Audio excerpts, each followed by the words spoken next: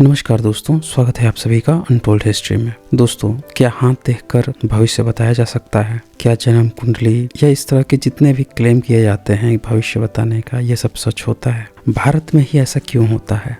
ऐसे तमाम तरह के प्रश्न हैं जो अक्सर लोगों के मन में जिज्ञासा होती है कि इसका उत्तर जाने। और इसी तरह के कुछ सवाल लेकर यहाँ पे एक जनाब आए हैं, उनसे मेरी बात हुई है। आइए सुनते हैं उनके क्या प्रश्न हैं और क्या इनके वाजिब जवाब हो सकते हैं। इस वीडियो को अंतिम तक देखिएगा।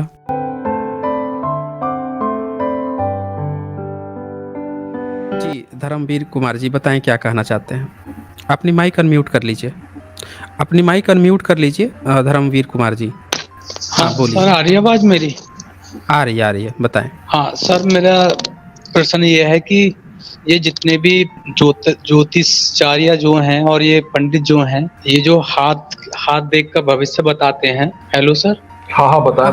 बोलिए। तो सर, मेरा कहने का मतलब ये है कि जैसे ये आप सबको बताते हैं आम लोगों को कि आपकी नौकरी इस उम्र में लगेगी, आपको इस उम्र में गाड़ी मिलेगी, आपको इस उम्र में मकान मिलेगा या दुकान मिलेगी।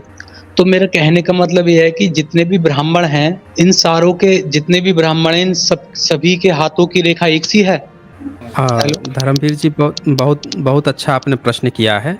अगर देखा जाए, टेक्निकली देखा जाए तो हाथ की रेखाएं तो पूरे दुनिया भर में है, जितने भी लोग हैं सब पे हैं। लेकिन ये हाथ की रेखा देखने वाले सिर्फ यहीं के लोग हैं। अमेरिका में, रसिया में, वहाँ तो बैठ के नहीं हाथ देख रहे हैं सब, लेकिन वहाँ पे आप देखें तो इनसे ज़्यादा अच्छी स्थिति में है। भारत का ग्लोबल इंडेक्स तो बहुत डाउन है, हमसे तो बहुत अच्छी स्थिति में छोटे छोटे देश हैं।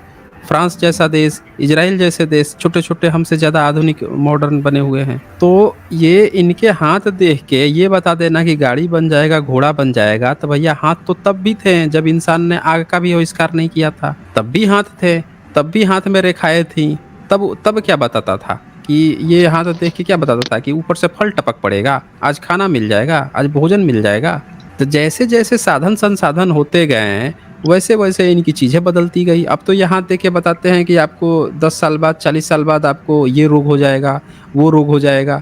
ये तो हृदय रोग की बात कर रहे हैं सब, टीबी की बात कर रहे हैं, खसरा की बात कर रहे हैं सब। ये तो ये कहाँ से? ये तो रोग का नाम तक नहीं जानते थे, अब ये रोग का नाम बता रहे हैं। तो इससे ये पता चलता है कि ये सिर्फ एक झूठा तंत्र है। ये लोगों को, पूरा ब्राह्मणवाद जो है वो बहुजनों को अलग अलग ढंग से मानसिक बीमार बना के उनको शोषण करने का, ये एक परजीवी की तरह है। जोंक होता है ना, या फिर जो सर में का जो जू होता है, जो हमेशा आपके सर पे बैठा रहता है, आपका खून चूस के जिंदा रहता है, वो है ये। आपको नीचा भी बताएंगे, आपका हाथ देखकर आपसे पैसे भी आपसे लेंगे। अरे भैया, तू अपना हाथ देख के बता देना, तेरे पास कहाँ से आएगा? उसके पास हाथ देख के बता दे, उसके पास पैसा कहाँ से आएगा? तो ये चीजें हैं। मेरे ख्याल से राजवीर साहब जी, आप भी अपनी टिप्पणी दे दीजिए, फिर इसके बाद से हम लोग एंड करेंगे। ज्योतिषियों के अपने घर। धर्मवीर जी, आपको आवाज आ रही है? एक मिनट, आप मैं बोल दीजिए। आप बताइएगा। मैं कह रहा हूँ, इनके ज्योतिषियों के ऐसे बहुत सारे इंसिडेंसेस हैं कि इनके ज्योतिषियों के अपने घर की, इनकी खुद के घर की के सदस्यों के लिए जो भविष्यवाणी इन्होंने करी है वो फेल हो गई है। जैसे अपनी बच्चियों का इन्होंने जो रिश्ता जिन लोगों से निकाला है, उस घर में जाकर के इनको बहुत कलेश झेलना पड़ा है। तो इन लोगों ने जो है इस तरीके के इंसिडेंसेस भी बहुत सारे हैं। तो ये ज्योतिष तो मतलब कहने की जरूरत नहीं पड़नी चाहिए, कुछ नहीं होता है। ये बिल्कुल ही ये कपोड़ मतलब जो है पंथ है, और कुछ उसके और अलावा और कुछ भी नहीं है इसमें कहने के लिए। सर, मेरा प्रश्न ये नहीं है। हेलो, क्या है प्रश्न? हाँ बताइए सर। मेरा कहने का मतलब ये है, जैसे कि ये पंडित बताते हैं कि आपको उस वक्त में गाड़ी मिल जाएगी या आपको बच्चा होगा, ये होगा, ठीक है।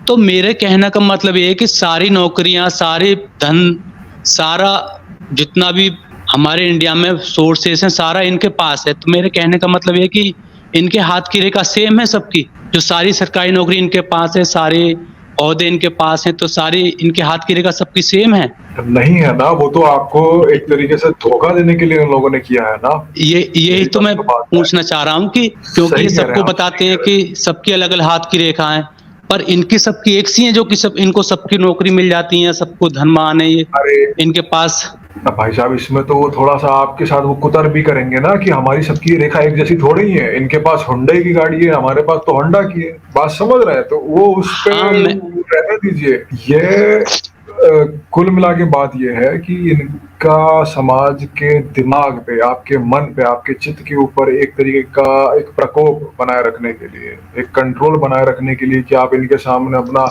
हाथ, भाई आप जो है हाथ फैलाना, एक तरह से ये मान लीजिए आपको एक हैबिट दिला रहे हैं अपने सामने वो हाथ फैलाने की, बस कुल मिला करके इससे ज्यादा हाँ इसमें सर कुछ भी हाथ हाथ फैलवा रहे हैं और आप ही को लूट भी रहे हैं। हाँ सर आप ही बिल्कुल को लूट रहे हैं।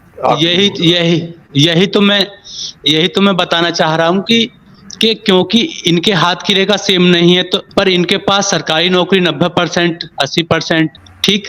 जब इनकी हाथ की रेखा सेम नहीं तो फिर दुनिया को ये बताते हैं कि आपको उस टाइम में परेशानी आएगी, आपके पास धन आएगा। बाकी सबके अलग अलग, इनकी सबकी सेम। जब हाथ की रेखा सबकी सेम होगी जब तो सबके पास सेम होगा ना, सेम नौकरी, सेम सब कुछ सेम होगा ना। तो इनके पास जी सब सेम है तो इसका मतलब इनके हाथ की रेखा सेम है। जी, सही सही आपने बात कही। ओके ओके, ठीक है धर्मवीर कुमार जी, ठीक। शुक्रिया आपका। ओके, अच्छा इसके बाद से यहाँ पे लिखते हैं फैन ऑफ बुद्धा, लिखते हैं नमो बुद्धाय जय भीम। सर जी जी आपको भी नमो बुद्धाय जय भीम। विवेक कुमार जी लिखते हैं ब्राह्मण एक वैम्पायर की तरह है जो हर शादी में खून चूस कर जिंदा रहा है। आप इसको समझाने के लिए इंटरव्यू विथ वैम्पायर देखकर समझे। अच्छा हाँ, जी, बहुत अच्छा लिखा आपने। बहुत बहुत बढ़िया। और इसके बाद यहाँ पे गणेश जी लिखते हैं SJ sir we don't want to repeat history if Brahmin enter in Buddhism again please suggest. हाँ, हम लोग यही तो कह रहे हैं ना। ब्राह्मण बाबा साहब ने क्या कहा था? बाबा साहब ने यही कहा था ना कि ये जो हैं ये सावधान, इन्हीं से सावधानी की बात हो रही है ना। बाबा साहब ने बुद्धिज्म को लाया है। छत्रपति शिवाजी ने महाराष्ट्र में राजतंत्र लेकर आए, कब्जा कौन किया? पहले पहले विरोध कौन किया उनको राजा न बनाने का? ब्राह्मण। फिर बन गए तो बना बनाया मलाई कौन खाया? ब्राह्मण। अब यहाँ पे क्या बात चल रही है कि भारत को फिर से बुद्ध मार्ग जो है उसको वो करने की, उसको फिर से परिष्कृत करने की, वापस लाने की, या फिर कहें कि भारत का जो एक्चुअल कल्चर है उसको वापस लौटाने की, इस पर बहुजन लोग काम कर रहे हैं।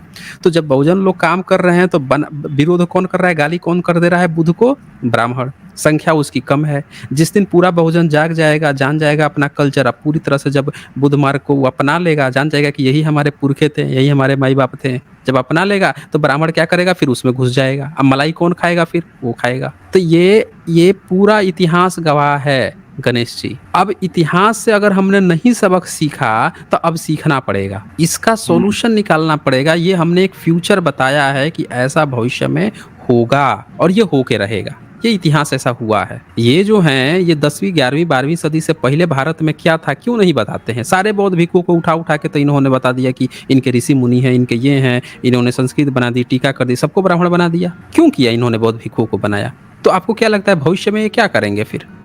फिर से ये वही करने वाले हैं, घुसेंगे इसी में, क्योंकि इनको संख्या चाहिए ना। अब बहुजन वर्ग की संख्या बड़ी है, बहुजन जिधर भागेगा। अभी बहुजन को इन्होंने राम राम और कृष्ण कृष्ण पकड़ाया। अगले 50-100 साल में जब बहुजन और अच्छे से जाग जाएगा, जान जाएगा कि ये सब तो काल्पनिक चीज है, कथा कहानी की चीज है और बुद्ध ही अटल सत्य है, तो ये फिर बुद्ध को पकड़ेंगे, फिर ये बुद्ध को पकड़ेंगे। तो ये चीज इनको जहां जो चीज जिसको जहां चाहिए वो चीज इधर को ये घुसेंगे, ये याद रखिएगा। ये सॉल्यूशन गणेश जी इस पर देखना है कि क्या सॉल्यूशन हो सकता है, इस चीज को हम लोगों को समझना है। इसमें सर मैं एक दो बात कहना चाह रहा था। हाँ बोल दीजिए। जब आपका दिमाग इस बात को एंटिसिपेट कर लिया है कि ये इस तरीके से करेंगे, क्योंकि आपको अब इतिहास की एक समझ हो गई है। इतिहास का एक पर्पज ही होता है कि भूतकाल में जो हुआ है उसके आधार पे भविष्य में जो है कैसे उसको निर्माण करना है।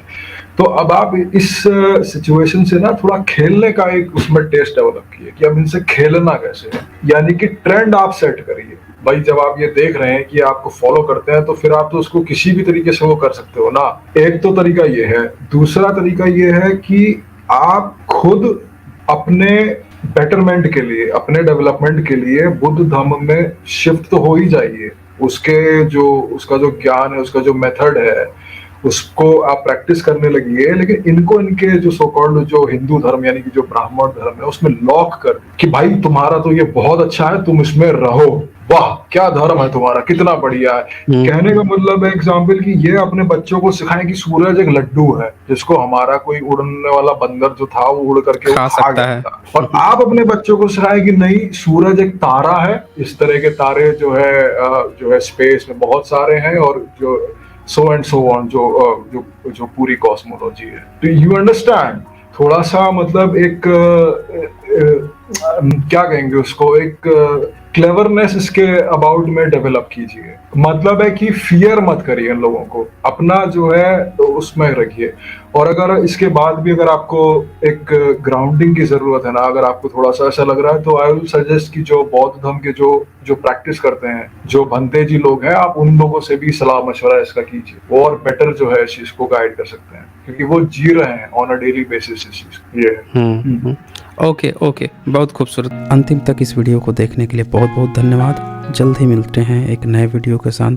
तब तक इस वीडियो को ज़्यादा से ज़्यादा शेयर कर दीजिए ताकि सभी लोगों तक सच्चाई पहुंच सके। धन्यवाद आप सभी का।